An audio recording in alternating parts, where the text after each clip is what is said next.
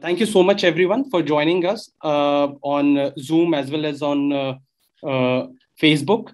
You all are aware in the message, we are going to have a discussion, a panel discussion today on the issue of Afghanistan, and especially its impact, say what's happening in the South Asia, how it's going to affect us. Also, the way it has, like the US pulls out. It's like yesterday we all saw the news that last soldier pulling out of Afghanistan. And I don't know, we all have been seeing this 20 years war, trillions of dollars being spent and so many deaths. I don't know how imperialists are going to sleep. I mean, they have been sleeping till now after the Second World War. So we have seen that. Anyways, we have an amazing panel. I would like to introduce with our moderator, who is going to moderate this panel discussion today, Vijay Prashad. He's also Tricontinental's executive director. He has written so many books. He works with us. He also guides us with on so many projects. Vijay, I would like to welcome you, and I would also request you to please introduce our amazing panel. Who are going to take this, and you have to take this thing forward now. So please, we welcome you. Well, first, thanks to Atul and to Nitish. On behalf of Tricontinental, they are organizing a series of conversations. The conversation today is on Afghanistan. Later, we'll have a conversation, a table set to talk about Cuba and so on. We want to intervene frequently about things of meaning, because Tricontinental is a movement-driven research institute. We're interested not only in reality, but how to change reality. And for that, we need to talk to each other and learn from each other. Well, the headline yesterday, as Atul said, was that the last, let me just add a word, last overt US soldier has withdrawn from Afghanistan. We don't know how many covert people are still in the country. They seem to live there. For generations, they've lived there. The headline was misleading. The headline was US defeated after 20 years of war. Three problems with that headline, in my opinion. One is it was not 20 years. It was perhaps 65 years. You got to go back to the end of World War II. It's not a 20-year war. This is misleading. Secondly, it's not really a war, because over this period, 65, 70 years, the United States has used all kinds of means to both deny Afghanistan's sovereignty and to subordinate its peoples, including economic suffocation, the failed scandal-ridden Helmand River Valley water project, and now shutting IMF money to Afghanistan and so on. So I don't know if the war has ended. There's all kinds of mechanisms to deal with Afghanistan. And the third issue is defeat. I don't know if this is a defeat for the US, because after all, their allies, or at least the cousins of their allies, are in power. So I don't think the US should get away with being, allowed to say that they are not somehow affiliated to the Taliban. We'll come back to this at great length. To have that conversation, we've got an incredible table set today. We have Heela Najibullah, who is working on her PhD, but wrote prior to that an MA in Peace, Conflict, and Transformation and Security Studies at the University of Innsbruck. She has a decade of experience as a humanitarian worker with the International Federation of the Red Cross and Red Crescent Societies on issues of migration. She's working on intergenerational trauma among the Afghan diaspora. Intergeneration, Heela, is the correct word here, over and over again. Also, we have at our table Taimur Rahman. Everybody knows him, of course, from the Lal Band. So let's put that aside, because that's not what he's doing today. He's an associate professor of political science at the Lahore University of Management Sciences in Lahore, Pakistan. He's the author of The Class Structure of Pakistan, which won the Akhtar Hamid Khan Memorial Award in 2012. He's the general secretary of the Mazdoor Kisan party. Now, to get going, Heela, let's start with you, because today's Financial Times had a headline, which I thought, oh my God, not again. The headline was, let me read it so that you get the whole headline. World watches to see if Taliban can fulfill pledge of moderation. How do you react to a headline like that? World watches to see if Taliban can fulfill pledge of moderation? I think before I answer to that question, I go back to what you said and what Atul said. The situation in Afghanistan is not a 20 years war. We have been in a 40 years of war, and we have been in a constant sort of stuck between rivalry of different, powers since the end of the World War II. So Afghanistan, what's really interesting is that it managed to, till the end of its monarchy, when it became a republic, somehow contain its neutrality, which then, with the monarchy going, and went, it went away, and there you see a competition between then the Soviets and then the United States, and the regional countries come to play in end of 1970s. However, this whole notion of the fact that the Taliban 2.0 is a changed entity is an absolute propaganda. It's false. It's a myth. I've said this in my interviews. I'm saying it today for different reasons. One is the fact that these are extremist groups that when they were in 2001 made to leave and take shelter in Pakistan, they started their insurgency again in 2003, and since then they have been in fighting on the ground. So if you have forces that are fighting constantly and not sort of changing with the difference of time, how could they all of a sudden be like a second version of them and changed entities as such?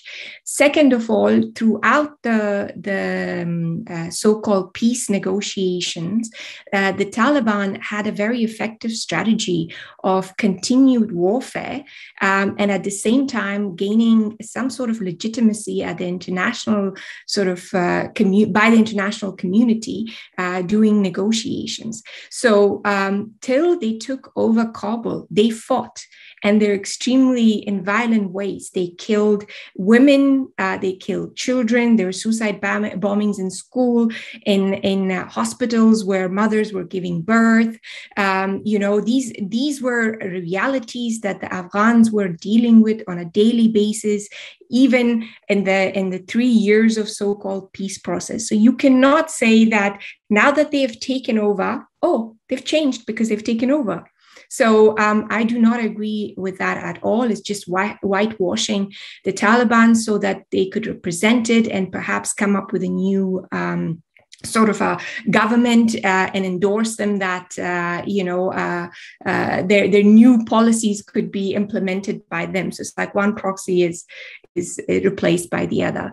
But I don't know how much time I have. What I would like to do is to perhaps for the viewers say that the situation of extremism in Afghanistan right now starts with the monarchy being dissolved, the republic coming into place, where President Daoud Khan decided to establish its links with the United States, but also was not necessarily close to the Russians as before.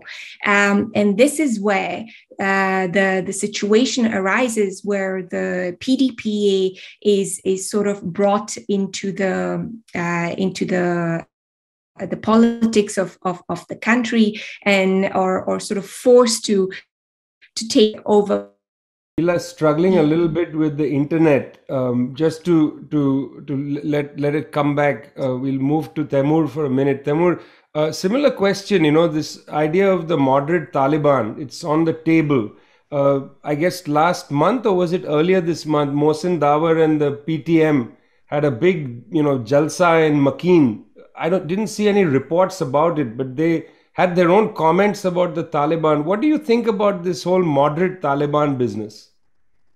Well, at the moment, Taliban is trying to consolidate their hold and power over Afghanistan, and that hold is actually at the moment quite tenuous. It's not as solid as people may think, although they swept over Afghanistan very quickly, but it's exactly because they swept over it so quickly that they're really not very sure where things stand. And I think, Amrullah Saleh and Ahmad Masood and others are also organizing resistance. And at the same time, I think they're quite concerned about a number of other things. For example, being internationally isolated. Their funding has been stopped, and from the IMF, etc. But they do want to trade. They've got nothing. Particularly of worth they can trade over the international market, but they certainly do not want to be isolated. And last but certainly not least, one important factor about which I'll conjecture, because I have no evidence for it, but I have lived in Pakistan and I think I know how things work, is that the ISI is coaching them very carefully about this, because the main reason for that is that the TTP, which was a group which formed itself within Pakistan, modeling itself on the Afghan Taliban, is responsible for the death of about 80,000 people. And there was a huge struggle within Pakistan against the TTP that caused the displacement of 2.2 million people. And so for that reason, even within Pakistan and internationally, the image of the Taliban has to be managed very carefully. Last but certainly not least, between 96 and 2001, when the Taliban were in power, social media was not as strong as it is today. Today, it is much stronger. So the brutalities that the Taliban, engaged in that period of time, we would read about them, but you couldn't visually see them. That's no longer the case, obviously, today. And I think the Pakistan ISI is much more aware of this fact, and therefore is coaching them that in this particular day and age, if we want to keep you in power and we want to, maneuver the international community in such a way, such as to recognize the Taliban as a legitimate government of Afghanistan, then we've got to ensure that you don't do A, B, C, X, Y, Z. That, I think, is the main goal. Pakistan so far is a bit reluctant, in fact, to declare, as it did in 96. It almost declared immediately that they recognize the Taliban in Afghanistan. Saudi Arabia was the other country that did so. None of the other countries did so. But this time, Pakistan is being much more careful. They're not immediately recognizing Taliban as the official government of Afghanistan yet, because they want to create the necessary international public opinion to accept that. And in this regard, I think the attack by ISIS Khorasan has also played a very important role in getting the international media and the Americans into an uneasy coalition with the Taliban. Now the Americans are in a coalition with Taliban against ISIS Khorasan. This is, New York Times has published it. Dawn has published it within Pakistan. So there's no denying that whatsoever. And so what that means, of course, is that the idea that Taliban are this great anti-imperialist force, et cetera, is completely not true at any level, theoretical or practical level, etc. And it seems that the headline that you were describing, America is defeated after 20 years of war or occupation or whatnot. I think the real purpose that these sorts of headlines are trying to hit at is to slowly build some sort of public opinion that, well, they're terrible people, but, well, what can we do now? They're in power. Is to slowly legitimize them, because it seems to me that the Taliban are now the new partners in this, in the American franchised war on terror, etc.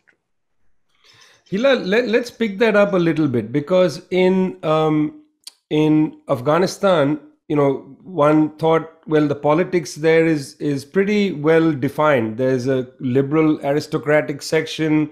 There was the PDPA, which tried to develop mass movements and so on. That's the the left wing of Afghan political life. Then there was the kind of US trained Islamist tendency of Burhanuddin Rabbani with his lieutenants Ahmad Shah Massoud and Gulbuddin Hekmatyar and so on. And then out of the whole mess comes the Taliban. But what seems to be missing are some core elements of Afghan political life. The aristocratic liberal section seems to have vanished. Zahir Khan returned to Afghanistan briefly, in 2001. The left section seems to no longer be operating as it did, much of it in exile. And then even the Burhanuddin Rabbani crowd, part of it in the Northern Alliance seems to have dissolved. Is Afghan politics now only the Taliban? Is that the only game in town? That's how things appear, at least from the mouths of those in power. What's the politics like inside Afghanistan? You know, it's really interesting because when you look at different political groups, as I was mentioning, I'm going to go back to the 70s when Zahir Shah, the then king, decided to announce or declare a constitutional monarchy. They wanted to allow parties to start exercising their rights and functioning. But that law was never passed. And there were individuals that worked in the government who said that we have a major problem because if we do not have political parties to be functioning under a constitutional monarchy, you will have two extremists. You have the leftists and you've got the right wing, and then there are regional powers like Iran or Pakistan and all who will come and benefit from the situation. This is exactly what happened, especially after the Republic was declared and there was no monarchy anymore. Now, what's happening or what happened throughout the year, for example, I remember when my father became the president and PDPA went through a reform and became Watan Party, the whole notion of the national aspect of Afghan politics was pretty much defined in the Watan Party. And when the national reconciliation policy was taking place, and my father was working very closely with the United Nations to come up with some sort of a political solution, his government and he, for example, one of their issues was how do they ensure that Watan Party still has space in the Afghan politics? And one thing that was constantly mentioned, that for any kind of transitional government to come through, the security apparatus needs to be dissolved and the party cannot be functional anymore. And this is why, for example, my father's government was always looking towards King Zahir Shah as the father figure, saying, you come as sort of the middle ground or the neutral entity to be able to shape the future politics of Afghanistan, and I will resign. So this was overall the outlook at that point of time. When the civil war starts and the different Mujahideen factions start fighting, and then the Taliban is introduced, because we all know how Taliban came into being in Pakistan, and then they were then gotten rid of in 2001 after September 11 with Operation, whatever it's called, Freedom, or anyway, by the United States. The interesting part over here is that when they bring the new groups of Afghans into politics or introduce them, they're mostly the Mujahideen that were a part of the factions, right? And the liberals that were close to Zahir Shah were not included in the process, including poor Zahir Shah. And I remember in 2006 talking to a diplomat when the insurgency of Taliban started picking up momentum and the fighting was ongoing. I remember talking in India, actually, to a European diplomat saying that, my father's party members and generals have dealt with an insurgency. They have enough experience how to deal with insurgents because that's what they did in the Cold War. Why can't you all have them on board, in the Ministry of Internal Affairs or Defense Ministry and all? Their answer to me was Bush would not allow it. And it's only after the Obama administration that you would have the ex-generals from my father's time that would be introduced or allowed to come. Now, if I would talk to some members of the Afghan Watan party, and I'd be like, why haven't you been able to do or function in the past 10 years?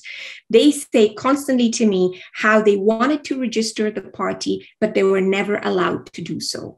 Now, of course, they say the Mujahideen didn't allow it. Some say the Americans didn't allow it. Now, in this whole mix, who didn't allow it? What I could say that there was, an intentional sort of, decision that we would not have moderate groups operating here. And the point I would like to make that at the end, and it's not only an ideological issue of imperialism versus communism, because the Russians did exactly the same thing. When the Soviet Union collapsed and Russia came into existence, they tried to change my father's government and bring in Mujahideen, which were the radical groups. The Americans decided to do the same thing.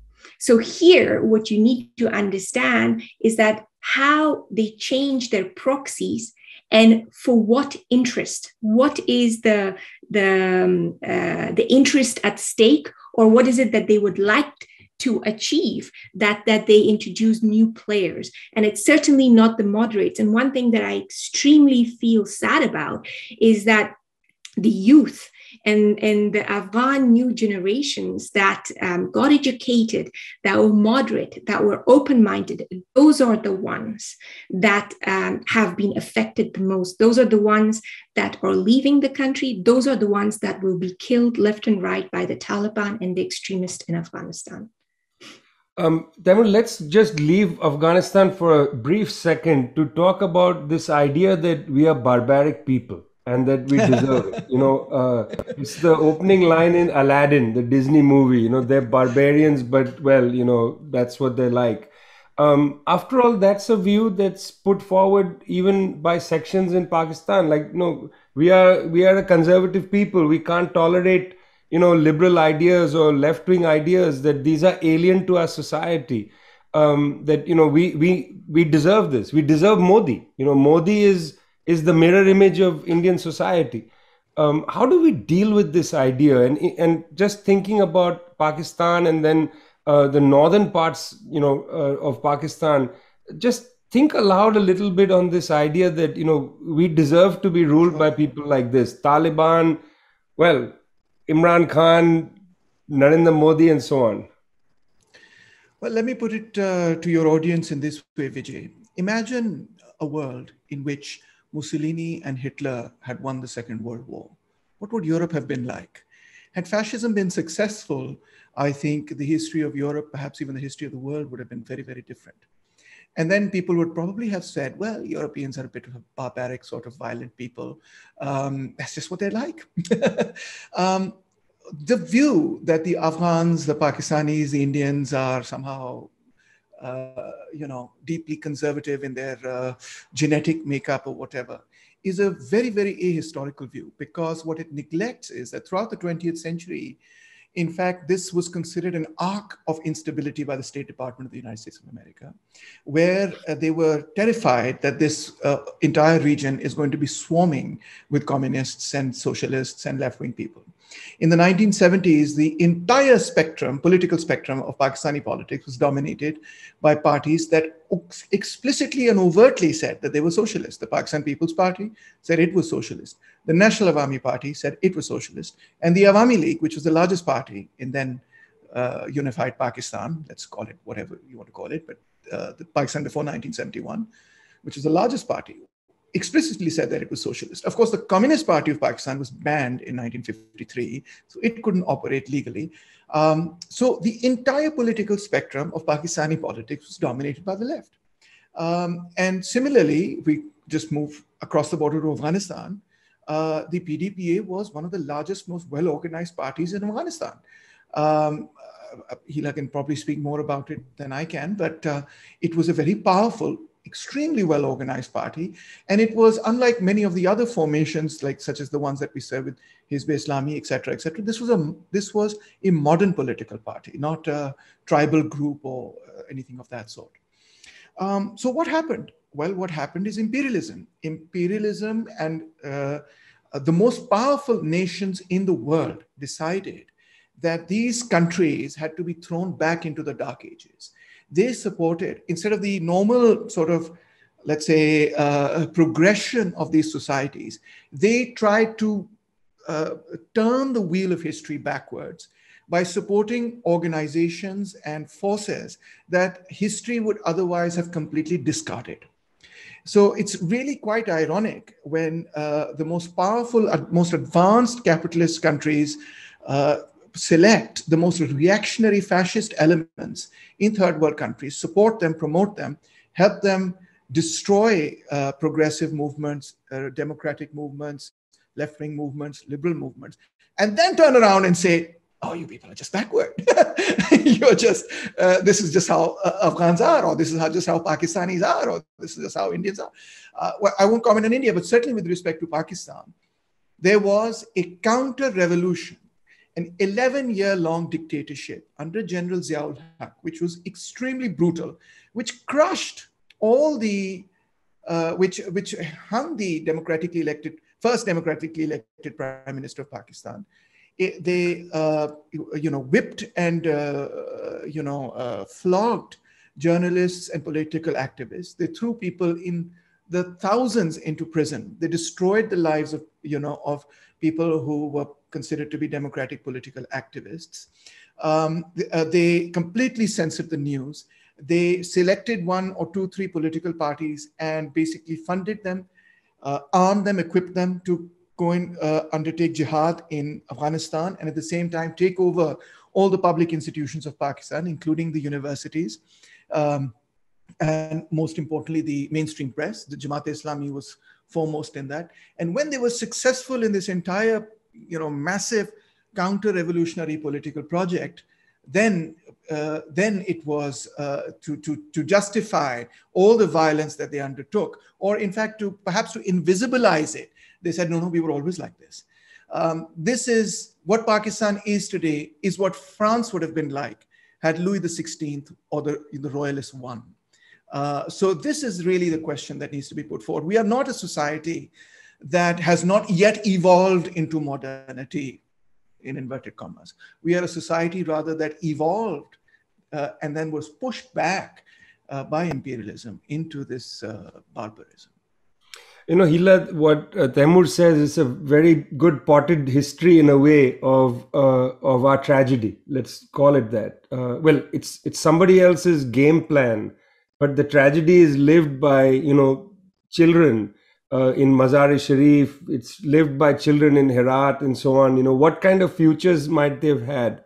We've talked previously about the social forces that had been summoned by that long unbroken history. The social forces of liberalism and so on. It's something that people look at, people like us look at Afghanistan. I remember in Kabul trying to search out where are the remnants of those social forces and struggling to find them. Give us a sense of that underground that continues to linger in Afghanistan, because I refuse to believe that the flame has been put out and that they've been successful in the U-turn of history. What are those social forces like? And, where are they existing now in that beautiful country of Afghanistan? Well, no, the flame will never be out. And many that were active, they were active as part of civil society because they couldn't be a part of, political parties that was not allowed to be registered. Some of the children of these people that did want to create their own parties, interestingly enough, were not allowed to function by the Afghan government itself, and either were recruited for certain positions in the government, and they tried to not allow political movements to shape up. If you remember, a couple of years ago at your blog, wrote an article about the way forward for any kind of democratic processes in Afghanistan would be to allow political parties to function. This is precisely what I was saying. The ones or the youth that are active, and let me tell you that more than 50% of Afghans are the youth, and some are even the children of ex-socialists and all. they have to survive in this current context. So they cannot be out and about. And even though they try to do demonstrations and everything, they need to work in very difficult circumstances in small groups. So to be able to mobilize them, to be able to work with them will take time, will take a proper organizational sort of, effort.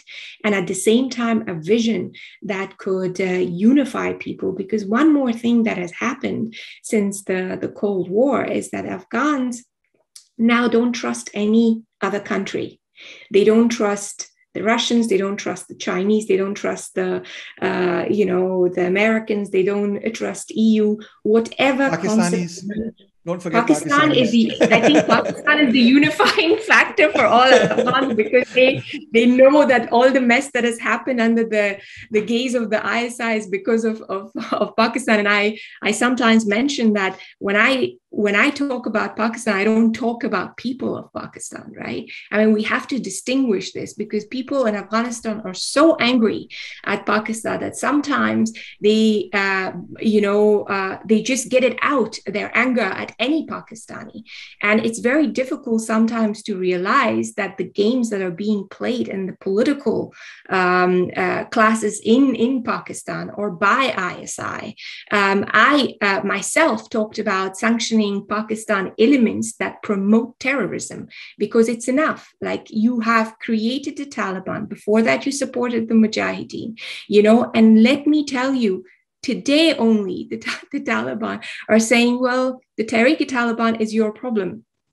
Now, this will eventually come back. You think you can control it. You cannot. You already have problem. You have in Lal Masjid in Islamabad, people who are sitting and talking, celebrating the Taliban takeover. So Pakistan is also going to be affected majorly by this. And we will see how it's going to evolve.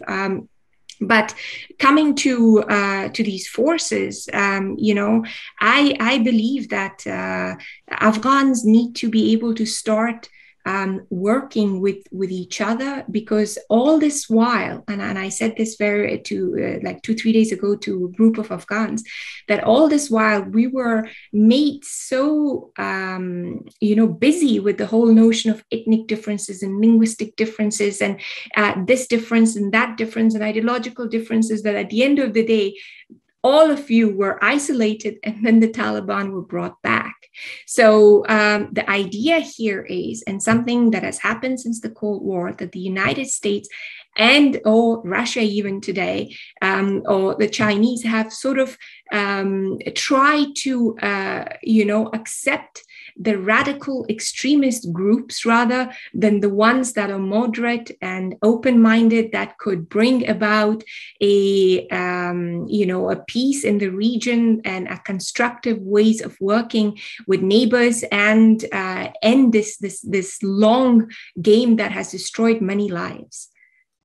See, in the 1990s, Mohammad Najibullah was pushing this national reconciliation project. It's an important thing for any country, that's been in the middle of something like what Afghanistan experienced. But Afghanistan being a landlocked country, national reconciliation is not enough.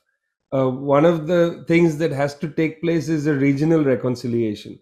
In 2001, there was the meeting of the Shanghai Cooperation Organization, set up by the Chinese to bring the regional players to have a table to discuss the question of the Taliban. That was why the SCO was formed. Taimur, if you think about Afghanistan's history, all the destabilizing elements seem to come down to things like the Durand Line, the lack of an agreement between regional powers about how they should behave with each other. I mean, India and Pakistan have for decades used Afghanistan as a backyard to squabble with each other. This has been one of the pitfalls for Afghanistan. What is the prospect now, given particularly Pakistan's role in the Belt and Road Initiative? Has a different equation with the Chinese now than it did in '96. What's the possibility of some kind of regional reconciliation? Thank you, Vijay. I think, firstly, on the question of national reconciliation, I think you're putting it in the context of the great game that has been around Afghanistan since the 19th century, since the British wanted to, and the Russians, were utilizing Afghanistan as a buffer between the two empires and so on.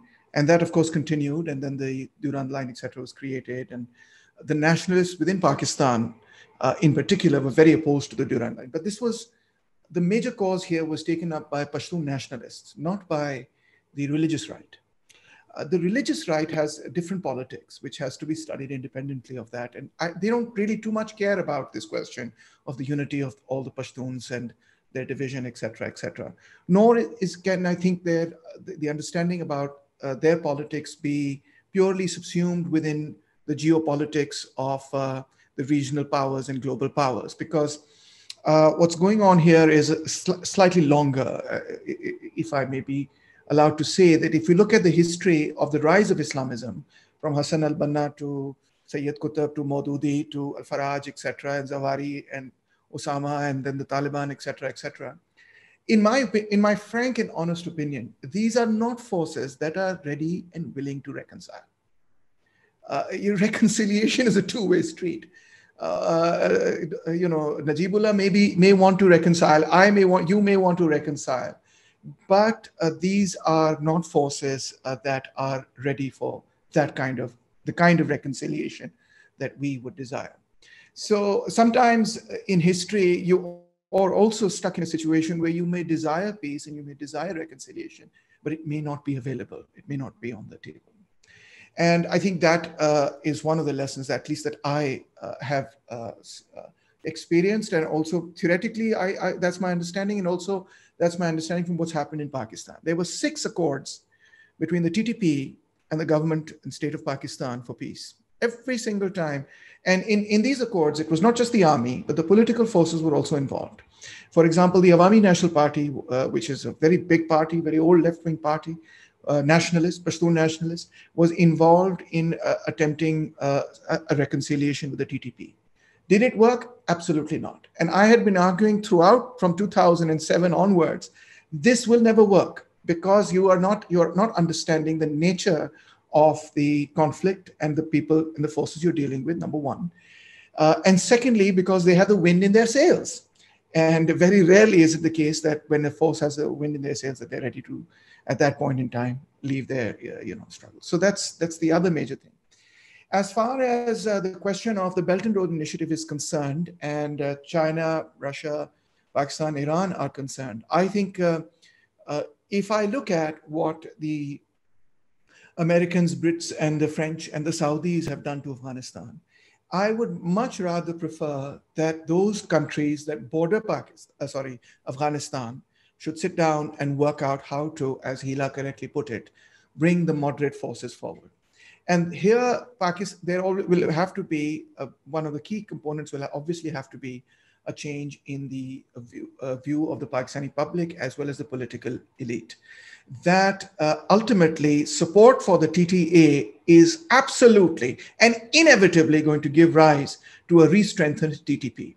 2,300 TTP militants have just been released from Bagram Air Base when the TTA took power, and they have reorganized, and they are now getting prepared to attack Pakistan. And we are going forward with, ostrich-like, without recognizing the enormous existential and security threat that we are creating for ourselves by not, creating the impression that this is now Taliban is on, is on a diet, and it's going to be all moderate and pure and nice. Absolutely not. I think there's going to be a massive blowback. We are going to see a reformed and reorganized TTP, resurgent TTP. 3 militant groups have joined under the umbrella of the TTP just recently. And they have a wind in their sails. And again, we may want national reconciliation, but I don't think that's what the TTP will want. So Pakistan also, and the government and the establishment of Pakistan also has to see that this is going to be actually terrible for the national interests of Pakistan, even as seen from within the class framework, from within their own class framework. This is going to be a disaster for Pakistan if Afghanistan becomes a base for organizations like the TTP and ISIS Khorasan and other such militant organizations. It's going to be a disaster for China because they are going to get the Uyghur, they're going to get the ETEM, East Turkestan Islamic movement is going to go into China for, for jihad. It's going to be a disaster for Tajikistan and Uzbekistan, where Uzbek militants, it's well known that they've been training in Afghanistan, etc., and using that as a base. It's obviously going to be a disaster for Iran because the Taliban are Ahl Sunnah wal Jamaat and Deobandi and so on, and they are very virulently anti-Shiite. And so that's going to cause a deep sectarian scarring. And it's going to be a disaster for Pakistan because it's going to cause a resurgent TTP. So forget America. It's not going to be any disaster for America. They're going to move to their bases in Qatar. They're going to move out of their bases. They'll drone whoever they feel they need to drone. They can cut off aid. They can do whatever they want. They're not in the region. It's not their problem. And that's what they've done. They washed their hands and they've just gone off, right? After 20 years of occupation, we're right back at square one. So ultimately, the solution has to be from within the region and not from Europe and from the West at all. If what the West has done, in fact, has been absolutely terrible and has had very, very negative consequences. So that's how I see things. Heela, Sorry, Vijay. Yeah. Can I add to that national reconciliation aspect? Yes, because when my father's government announced national reconciliation policy, it wasn't only a national issue. There was a mechanism where regional countries and international players were supposed to play their part. When he went in 1989 in NAM, in Belgrade, he mentioned this very clearly as to what that mechanism looks like. And that is the international involved countries, such as then the Soviet Union and now perhaps Russia, the United States, China, the Europeans, they need France, Britain, and Norway, they need to come together, under the UN umbrella and discuss what exactly they would want in the case of Afghanistan. Do they want a peace that is sustainable or not? So this was at the international level. At the regional level, he was saying exactly the same. There were even talks that Romania could host this regional talks at that point of time, right? Where Pakistan, Iran, Saudi, and other countries were supposed to be a part of this. But history had it different because the Soviet Union collapsed. Now, it was in that holistic perspective of peace building that national reconciliation was a part of it. And must I highlight here that, yes, you cannot make peace with extremist groups, as we saw how the Taliban took over Kabul. But at the same time, at that point of time, there were moderates like the Gilanis, like the Mujaddidis, the Muhammad Nabis, that were trying to come and find a political solution in Afghanistan. But there were certain other Mujahideen groups who did not want that, didn't want that. And it was Russia and the United States that backed their own proxies. And this is where the civil war starts, with then Pakistan, Iran, and Saudi and the others taking charge of these proxies, because in a way, US then washed off its hands and told ISI, you can take care of it. Now, the interesting part of the civil war as well is at that point of time in the 90s, that despite the fact that there was chaos, Pakistan and Saudi tried to make peace with different Mujahideen groups, which did not work. So whatever right now the international community is doing in terms of whitewashing the Taliban and trying to sort of, show that they're coming up with some sort of a government that could be legitimized is really lying to its own people and to the world at large, because we need to have a consensus building between the powers involved, and then you bring different elements of Afghans. And with extremists, it's very difficult to make peace because they are brainwashed, and violence is their only tool. Thank you. Well, two powerful statements, but I also remember another powerful statement. Heela, Mohammad Najibullah goes to Belgrade, 1989. He's at the non-aligned meeting and he says, listen, fellas, Afghan lives are worth nothing. I remember this. Afghan lives are worth nothing. 1,000 Afghans die, it's on page 20. One American dies, it's on the first page. It's a horrifying thought. Look at this bomb blast. 13 soldiers killed. That's the headline. What about the Afghans who were killed?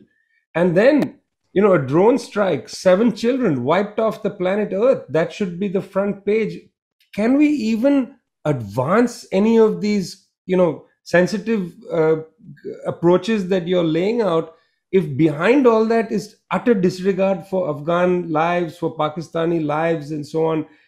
How do we put this forward that if these countries don't value the actual people who live in these parts of the world, how do we expect them to have any sympathy for our politics? Taimur, what are your thoughts on this? I think it's very difficult for them to have sympathy for the people of Afghanistan or Pakistan or India or Bangladesh because they're sociopaths. They've grown up in a system where they exploit working people. They utilize their militaries to colonize and,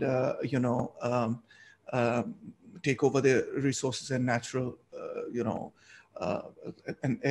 labor and natural resources of vast areas of the world. And I have no hope or faith that we can make them empathetic to the people of the third world. What my hope and faith rests only in the people of the third world themselves, who need to realize that about the kind of society that we need to live in and come together for that. And just a short note on the question of national reconciliation. What I said about national reconciliation might have been misinterpreted by Heela as a criticism of Najibullah. That's not what I obviously meant. Just that in certain circumstances it is possible and in other circumstances it's not possible. What the world needs to wake up to is that one would have thought Americans would have been the first to wake up to it, was that these kind of forces that were created during the Cold War are the ones that are responsible for the death of 3,000 Americans at the World Trade Center. They flew planes into buildings where people had gone to work. And these are the very people that Americans created, funded, armed, equipped, and trained. And you saw the results of that, not only for the United States of America, but even more so for Afghanistan, for Pakistan. These are not the forces that can take society forward. The kind of forces that can take society forward are the ones that Heela is describing as moderates. I don't like to use this term moderate and extremist and so on, because for various academic, unimportant reasons. But the main thing is you've got to have people who are going to take your societies forward. And the kinds of people, sadly, that we ourselves, that imperialism, together with the help of the cronies that they've established in as the ruling classes of these societies, the kind of people that we've been promoting and bringing to the top have been disastrous for our own civilizations and societies and countries. So in answer to your finally, in answer to your question, I doubt that they will have any empathy for people whom they don't know. They drone someone from a computer screen. You can't have empathy for someone that you drone from a computer screen. And I don't even care to try and create that empathy in that category of people. But I think that our effort should be to reorganize people who are here on the ground. And Heela was mentioning the left in Afghanistan. The left in Afghanistan is still very much there. I've been to Kabul. So I've experienced firsthand what Heela was describing as the anti-Pakistan sentiment there, number one. It was so palpable that in many instances, I just said, I didn't even tell people I was Pakistani, because I was like, then they're going to check my passport for 3 hours and they're going to check my visa and papers for another 4 hours and so on. But it is palpable there. And I think it's not understood by most Pakistanis why this is the case. In fact, most Pakistanis think, Well, why should they be angry at us? We hosted 3 million people, Afghans. I don't know if it's 3 million or 1 million or whatever the number is, but the number was exaggerated to get more funds, etc., and get more money from abroad and that sort of thing. But whatever the number is, we've hosted so many people. Why are they so angry with us? Well, they're angry with us because the government, the state of Pakistan, has been interfering in the sovereign affairs of another country, and we should not be. And the reason why it's been doing so is because it has this obsession with India. And the obsession is that Pakistan thinks that its existential threat comes from India, and that it will take the shape of an irredentist nationalist movement, such as the one that existed in East Pakistan. And in order to counter that, they have to have strategic depth. And it was for this reason that they were unwilling to accept the national reconciliation offered by Watan Party, which was successful at first. Then Hikmatyar withdrew. Civil war between the Mujahideen followed. Pakistan backed Hikmatyar in that. When Hikmatyar failed, then they backed the Taliban to do what Hikmatyar was unable to do. Look at the result of all of that. The result of all of that. Forget about imperialism for just a second. They've done what they've done. What we've done to ourselves is sometimes even worse. We paid the price. Afghans, of course, paid the price, but the blowback was with us. These kind of forces should never be supported for any geostrategic reason. We've got to work with people who can take our societies forward rather than with these extremists, religious fundamentalists, and neo-fascist kind of forces. I like the term sensitive people, that we are a lot of sensitive people trying to advance the cause of our society, whether moderate or extremist or whatever. Definitely what we are is sensitive. And look at the situation now. Anas Haqqani goes to meet Hamid Karzai and Gulbuddin Hekmatyar to reconcile who? Hekmatyar with the Taliban. I mean, as if the gap between the two of them is far.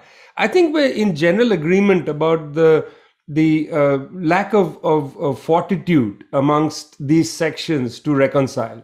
They just don't have it in them. But then that point once made, is opened up to a new, very strange discussion, Heela, where if I say that the Taliban is a wretched organization and Hekmatyar is a wretched fellow, one can get accused of Islamophobia. Making a strong critique of these people opens you up to this very strange discourse emanating from colleges in the United States and so on. What does one do about this whole discourse of Islamophobia? But this is the two things before. My father made two statements in NAM, which keeps going around social media. And I think it's absolutely factual and applicable today. One was the one that you mentioned about Afghans' lives not having any value. Second, that if the United States continues arming radical groups and extremists and continues with its politics like this, it will, Afghanistan will become a second Vietnam for them. And here we are. Here we are, exactly what he said and he predicted. So if anything, the world powers need to, or the ones who are shaping the future politics of the world need to learn is exactly this, that with radicalism and extremism, you'll get nowhere. Now, coming on issue of hijacking this whole Muslim identity, I mean, Clash of Civilization was exactly about this, if you think about it, right? The whole notion of the fact that we are, and what Taimur was talking about, is this barbaric people, and it's our faith, and jihad is exactly what Islam talks about, and yet nobody knows that jihad is in reality means a struggle, and how you define that jihad is depends on different schools of thought. So this itself is an intentional politics to be able to have certain radical groups, certain policies implemented, and creating that clash of civilization the way they wanted it. From my own practical, everyday experiences, since I live in Europe, it's fascinating when my neighbor says, oh, I just feel so sorry for you because, all these, Muslims that come here with their culture, they want to enforce it upon us. And I'm sitting there looking at them, I'm like, but I'm one of them. Or, for example, talking to individuals, parents of students that go to my daughter's school, say, they're all primitive and they do not let women go to cafes and everything. So I'm glad you managed to get refuge here and save yourself. So it is exactly this narrative that was meant to be created in order for the policies to be implemented in our part of the world. This is not something that that we are the victim, but this is intentional, and we're caught up in this. We're taken hostage by this. I'm as much of an Afghan, a woman, a Muslim, and yes, I choose not to wear my scarf. I only wear my scarf when I pray or when I go to a mosque. And then on top of it, if I say this for people who know that my father was a socialist, now he goes, yeah, but you're a communist and therefore you have no faith. So for you, it doesn't matter. And that's why you don't wear your scarf. So there are all these narratives that have been built over a period of years since the Cold War up until now, which is being tested for certain policies to be implemented in our part of the world. Taimur, can I just quickly come in on that as well? Vijay, the problem with the postmodern woke left is precisely that they're operating in a framework in which they think that the most important thing is to break the binary. And the binary that they think they're trying to break is the binary between the East and the West. And the way they think they can break that binary, just like Foucault ended up supporting the Iranian Revolution, supporting the mullahs in the Iranian Revolution, not even the Toda, etc. They also think that, these are representatives of the East. So, criticizing them is some sort of Westocentric, scientific-centric, objectivist-centric modernizing discourse or whatnot. What this does, and Zizek also has, of course, spoken about this, and I've spoken about this many times, is in fact, on the one hand, they're breaking down the binary between the East and the West, but what they don't realize is that they're essentializing the East. They're refusing to recognize, in fact, that the East is not just the mullahs. The East is not just those people who represent Islam. Even in Muslim countries, the East is not just, even the representation of Islam is so varied and different. The East also has a long tradition of opposition to theocracy. The East also has a long tradition. Every religion, in fact, every religious group, you will see, it will go back into philosophy, also has a tradition within it, which is denied by the orthodoxy, but is, a primitive kind of materialism. Hinduism has it, as you know, amongst the doctors, and Islam has it as well amongst, some would say amongst the Mutazilites, some would say amongst others, etc. I won't take their names because then I'll get accused of blasphemy or something else. But it's there, it's always been there, and it will always be there. And what I think the woke left is failing to recognize is that these are contradictions that are present in our societies as a consequence of the fact that our societies themselves are complex, composed of many classes, composed of many nations and nationalities and ethnicities, and we have our differences and we're discussing them. And to accuse us of Islamophobia because we want to create a society where women are not forced to wear the veil, or where women can participate in all walks of national life, where people who are not Muslims can be equal citizens of the state, to have those debates, and where the state is secular, frankly. To have those debates is not something that only the West is allowed to have, or only the West is allowed to dictate to us. We can have that debate on our own terms, because that's the kind of society that we may want to live in. And no one has a right to silence us by telling us that we can't discuss and debate amongst ourselves what kind of society we would like to live in. I think that is the worst kind of, privileged discourse, is to try and close off that debate by saying, oh, you're XYZ or ABC or whatnot. I don't think that's the case at all. I want to start a weekly show called South Asia, with Heela Najibullah and Taimur Rahman, and I'll just sit in and listen to the two of you talk, because this has been the most engaging hour that I've spent listening to people talk with such knowledge and love for the people of South Asia, Afghanistan at the center. So many of the conversations one hears about Afghanistan are so wretched. They are bereft of history, bereft of sensitivity. Taimur, Heela, it's been an absolute pleasure, and thanks a lot for joining us at Tricontinental. Thank you. Pleasure is entirely ours. Thank you so much. Thanks. And I'm going to have Nitish come in now to just say goodbye. Hi, Nitish, you there? Yeah. No, just I wanted to show these books also to our audience. It's from our senior fellow from the Tricontinental. He's also a senior Marxist theoretician, historian. Ijaz Ahmad, the book he has written and published by the Leftward Books. And it's a must read, along with another book from Vijay Prashad on the war on the against the planet. Both these books are available.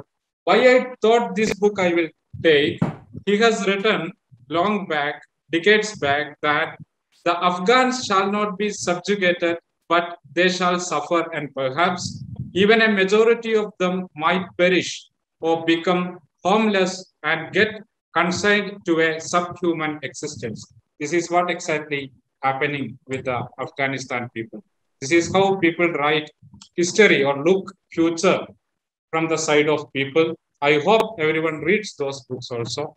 Thank you, Taimur and Heela, for joining us and having a wonderful, really wonderful discussion. Looking forward listening from you again and again more.